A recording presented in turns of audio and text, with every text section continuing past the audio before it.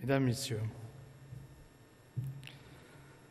rêve d'universalité, fantasme de pouvoir, voir tout et partout d'un point de vue interdit à toute autre personne, posséder.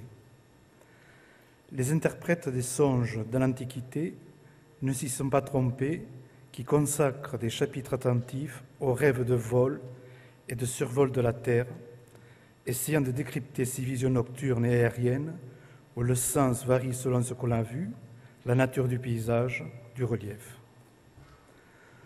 La représentation de ces espaces, et en particulier des villes, est ce dispositif qui montre ce que nul œil ne peut voir, même quand il représente le territoire le plus familier, celui des déambulations quotidiennes dans la ville. Cette représentation, le plan, donne à penser autant qu'à voir. Il matérialise une vue de l'esprit plus qu'une image du réel. Il projette l'ordre de la raison sur l'ordre du monde. Mais il nous faut briser ce lien contraignant exclusif entre la réalité et la représentation. Ce point se heurte à de multiples résistances, car reconnaître l'existence et la logique des stratégies de pouvoir lors de la constitution de cartes anciennes, c'est par là même jeter le soupçon sur les cartes contemporaines qui revendiquent une objectivité et une scientificité totale. Nous pourrions reprendre par exemple le plan du siège de Gérone en 1694, où des géographes français, les frères Masse, font une critique de l'ingénieur militaire de l'apparat français qui voulait que les fortifications soient dessinées plus nombreuses et importantes que la réalité, afin de, je le cite, « donne souvent de l'encens imaginaire aux attaquants et couvre d'infamie les défenseurs, et c'est ainsi que bien des gens, parvenus aux premières dignités, ont su acquérir de la gloire imaginaire. » Le plan est un moyen de communication permettant de transmettre visuellement des informations variées, mais se prêtant aussi à des manipulations, persuader, tromper, séduire, décider. Le plan est aussi un instrument de pouvoir redoutable dont l'efficacité n'est pas réductible à la représentation objective d'un fragment de la surface terrestre. Ce rêve d'universalité, d'une vision globale de notre monde a eu pour instrument l'Atlas. L'Atlas est un dispositif qui permet de réconcilier le tout, l'ensemble et le détail. Il est régi par une logique cumulative et analytique qui conduit de la vision globale, le globe terrestre, aux images partielles, la ville, la rue. L'Atlas est une suite ordonnée de cartes et de plans qui, en passant du singulier au pluriel, prennent un sens nouveau, deviennent des objets différents. L'Atlas se prête à une forme différente de maîtrise d'une partie du monde, plus intellectuelle et encyclopédique. Sans doute pourrions-nous opposer la carte murale exposée dans l'intérieur domestique, telle la carte des Pays-Bas que l'on reconnaît dans le tableau de Vermeer, l'allégorie de la peinture, et l'Atlas, série de cartes et plans recopilés en livres qui s'intègrent parfois difficilement à cause de son format dans la bibliothèque individuelle. Le plan mural offre au regard dans la routine du quotidien. L'Atlas demande à être consulté. Cela suppose une série de gestes pour reprendre le livre, l'ouvrir, le feuilleter, laisser glisser le regard de plan en plan, s'arrêter sur un détail, voyager dans le temps. La recopilation des plans est le lieu d'archivage du savoir d'une époque. Tout Atlas est une somme. Pourtant, déjà du temps des cartes manuscrites, la cartographie nautique des XIVe, XVe, XVIe siècles voit des assemblages de cartes régionales, tels qu'on peut voir ici l'Atlas catalan de Cresque de 1375, l'Atlas Miller, 1519, l'autre feuille de l'Atlas Miller,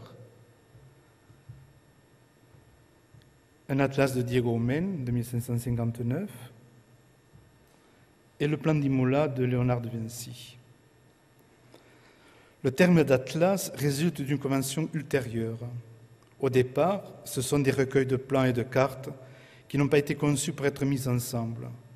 Il s'agit en fait de cartes et plans regroupés par leur auteur ou par un libraire,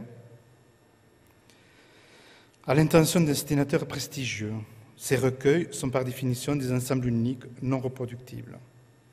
C'est l'imprimerie qui donne son véritable essor à la production des atlas. Ici, on voit la boutique de Nicolas de Fer du début du XVIIIe siècle, la Sphère Royale, qui est un des principaux imprimeurs à Paris et surtout des grands atlas militaires de cette époque-là. La transition entre le recueil et l'atlas se produit lorsque l'éditeur, qui réunit la collection de cartes et plans, entreprend de les uniformiser, de les retoucher, de leur donner une cohérence formelle, de les mettre à la même échelle. L'atlas est un objet mûri et pensé, unifié dans le cadre d'un projet intellectuel autant qu'éditorial. Il demande un travail spécifique de conception comme de fabrication. Cette différence n'était pas aussi nette dans la réalité de l'époque, car par exemple, les géographes Mas réalisent, je cite, « recueil des plans des principales places du royaume d'Espagne, tant celles le long de la côte, de la mer Océane et de la Méditerranée, que celles des îles de Majorque et Ibiza. Dans ce recueil, les plans sont redessinés. Ils ont une présentation unitaire. Dans sa réalité physique, c'est un atlas, mais les auteurs le nomment recueil. Les précédents historiques de la constitution d'atlas en Catalogne peuvent remonter aux atlas maritimes des XIVe et XVe siècles. L'antécédent de notre travail doit être plutôt recherché dans l'esprit encyclopédique de la fin du XVIIe et du début du XVIIIe siècle, à partir des travaux de Vauban. Alors là, on peut voir une vue de Dijon par Brodin, en 1574, au sein du corps des ingénieurs militaires, soit en relevant des places fortes conquises, soit en construisant de nouvelles, une accumulation de données sur une même place fut regroupée. Là, on peut voir le siège de Lens, 1647, par Sébastien de Beaulieu, personnage très emblématique pour l'Espagne, étant donné qu'il accompagne toute la fameuse... le problème avec les Bourbons, je ne rentrerai pas dans les détails. Cet ensemble de plans sur une même place forte permettait d'analyser les différentes attaques à travers le temps, de suivre l'évolution des fortifications et ainsi permettre de mieux prendre décision avec le siège et l'attaque. Ça, c'est une grande page du théâtre de la guerre en Allemagne, c'est Naudin l'aîné, 1718. Afin de constituer, où on voit apparaître déjà, tracé de manière très sommaire, des villes, des petits villages. Afin de constituer ce fonds de documents, furent créées les archives du génie et Louis XIV donna ordre de la création en 1668 de la galerie des plans reliefs dans la Grande Galerie du Louvre. Comme cette collection avait un caractère secret, il fallait la signature personnelle du roi pour autoriser la visite de cette galerie. Nous retrouvons l'énoncé du préambule, rêve d'universalité, voir tout et partout, d'un point de vue interdit à toute autre personne, et existence et logique de stratégie de pouvoir. Ici, nous pouvons voir, c'est le catalogue de l'exposition sur la mesure de l'île de la Corse. En 1769, c'est la bataille de Ponte Novo, où c'est la défaite de Paoli devant les troupes de Louis XV. Et un an après, 1770, édit royal ordonnant le plan terrier de la Corse.